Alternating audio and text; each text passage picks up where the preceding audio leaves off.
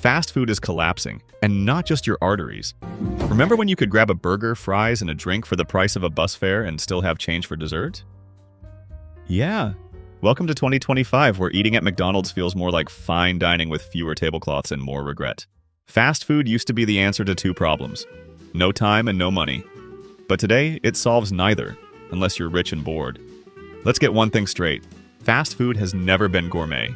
It's always been a calorie bomb wrapped in marketing and nostalgia. But in times of economic stress, mass layoffs, student loan repayments returning like a horror sequel, and consumer debt scaling Everest, fast food should be thriving. Cheap, quick, nutritionally bankrupt? Absolutely. So why is McDonald's reporting its biggest US sales decline in 5 years? Why are customers fleeing Taco Bell faster than a Crunchwrap Supreme clears your insides? Spoiler! It's not just inflation. Am I the only one who noticed the Big Mac shrunk? Nope. You're not hallucinating. That burger really did get smaller. Welcome to the era of shrinkflation, where companies quietly reduce portion sizes while keeping prices the same, or even raising them. It's like paying for a full tank of gas and only getting 3/4, but instead of fuel, it's pickles and beef patties. The Big Mac used to feel like a big deal, a towering triple-layered icon of fast food greatness. Now, it's starting to look more like a snack mac. The buns are thinner, the meat is smaller, and even the lettuce is phoning it in. Why? Rising costs. Beef, cheese, lettuce, labor. Everything's more expensive. And rather than risk scaring off customers with higher prices, fast food chains are just shrinking your food. Sneaky, right? It's like your wallet is losing weight, but unfortunately, you're not. According to Finance Buzz, the average price of a McDonald's menu item has doubled in just 10 years. Yeah, that $5 meal you used to grab after class? It's now flirting with double digits, and all you did was blink. Back in 2014, you could walk into a McDonald's with a crumpled $5 bill and walk out with a full meal: burger, fries, and maybe even a drink with ice. Fast forward to today, and that same $5 barely gets you a sad cheeseburger and a look of pity from the cashier. Want a Big Mac combo? That'll be $13.95. Supersizing? You better call your bank first. This isn't just inflation. This is menu gentrification. And it's not just McDonald's. Fast food as a whole is creeping into the price range of casual dining.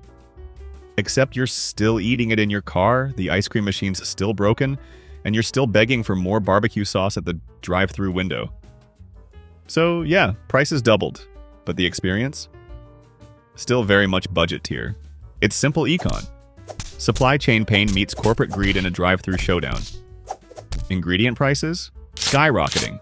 The cost of basics like beef, cheese, lettuce, even the salt on your fries has shot up over the past few years. Blame global supply chain disruptions, droughts, climate issues, and commodity speculation.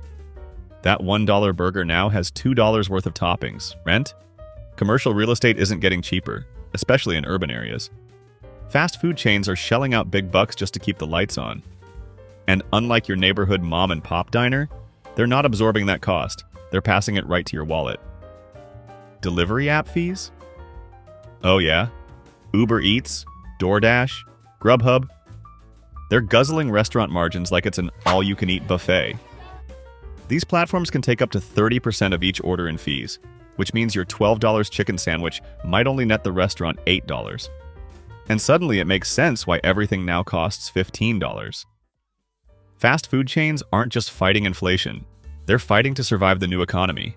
And that means you end up footing the bill for less food, slower service, and a mystery shake machine that's probably broken.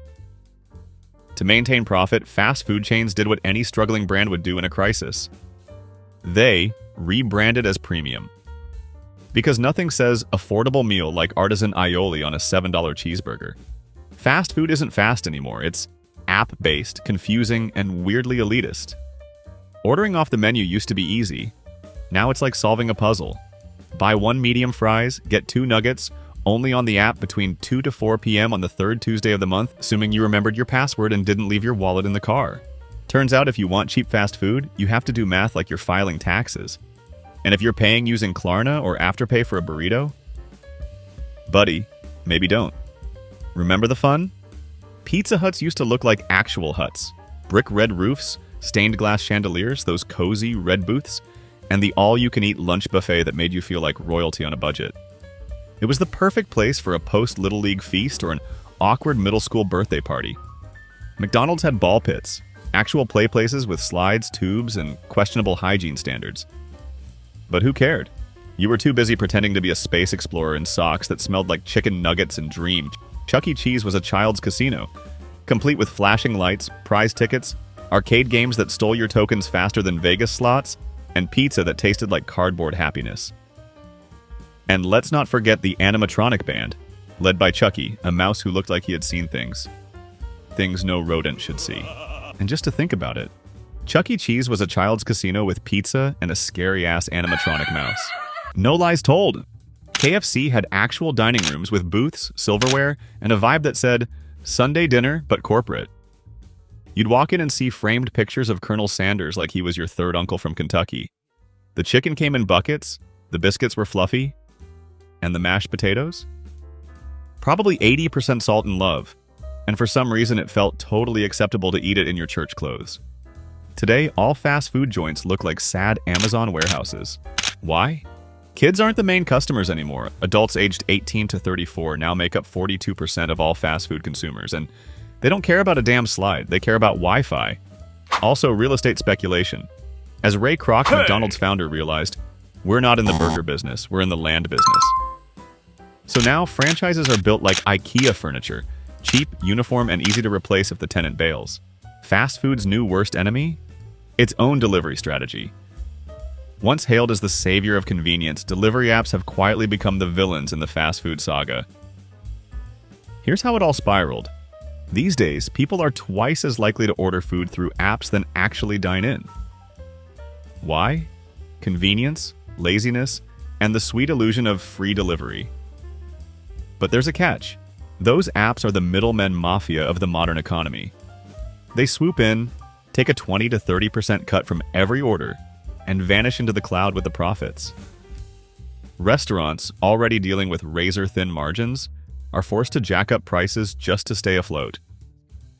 A $9 burger in-store becomes $14 online, and that's before the fees, tip, and taxes that suddenly make your quarter pounder feel like filet mignon. But here's where it gets shitter. The higher prices push customers away from in-person dining, which means even more reliance on, you guessed it, delivery apps. It's a vicious loop, like a food-themed version of Saw.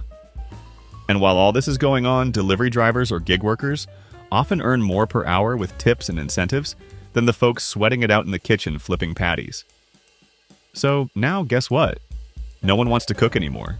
Why make fries for $12 an hour when you can cruise around on a bike, listen to podcasts, and maybe make $20 plus? The result?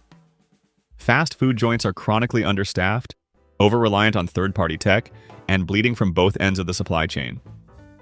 Delivery apps promised growth. Instead, they're siphoning off profits, morale, and any shred of stability the industry had left. Speaking of staffing, turnover is higher than the fry oil. Employees are underpaid, overworked, and underinterested. And who can blame them? If your options are work 8 hours on your feet flipping burgers or drive around listening to podcasts and delivering those burgers. Guess which one Gen Z picks? Some chains are trying automation, but flipping patties with robots is expensive and awkward. But not all hope is lost. It's Taco Tuesday. Taco Bell increased same-store sales by 9% thanks to value boxes, offering tons of calories for minimal cash. Taco Bell figured out that in a broke economy, selling value still wins. Not all tacos wear capes. Some just come wrapped in crinkly paper and save you at 2 a.m. Meanwhile, McDonald's is trying to sell you a $6 milkshake that tastes like ice and childhood trauma. More and more, people are cooking at home. Because it's faster, cheaper, and you can pronounce all the ingredients. And here's the real shit. It's actually faster now that fast food has slowed down. So, unless you're ordering a 40-nugget family pack with Klarna points and praying DoorDash doesn't substitute your drink with sadness, fast food is kind of, how do you say it? Failing. The fall of fast food isn't just a sad end to childhood nostalgia, it's a warning sign. People are broke, companies are mismanaged, and our economy held together with coupons and credit. This isn't just a McProblem, it's an economic Big Mac index meltdown. So what comes next? More automation? Smaller menus? a Netflix original documentary called Supersized and Super Bankrupt? If you thought things were just bad, think again. Even McDonald's is sweating bullets. According to their own market survey, more people across the globe are saying, you know what? F McDonald's, we're cutting back on American brands. That's not just bad news for burgers, it's a seismic shift in consumer behavior, happening just when corporations can't afford to lose any more sauce. Sure, companies always have an excuse ready when profits dip. Blame the weather, Gen Z, inflation, TikTok trends, gluten sensitivity. But this time, it's real. People are rethinking what's worth their dollars. And for fast food, consumers are saying nah to overpriced combos and brand loyalty altogether. Because now there's a growing class of broke but conscious consumers. And guess what? Fast food just ain't built for them anymore. It's not fast, it's not cheap. And half the time the ice cream machine's broken and you've got to beg for extra barbecue sauce like you're negotiating a peace treaty. Want to see how Americans got so good at living in luxury apartments they can't afford? Go and watch this video next, and don't forget to like, subscribe, tap that bell, and drop a comment down below. Would you finance a Big Mac? Are you still loving it? See you in the next one.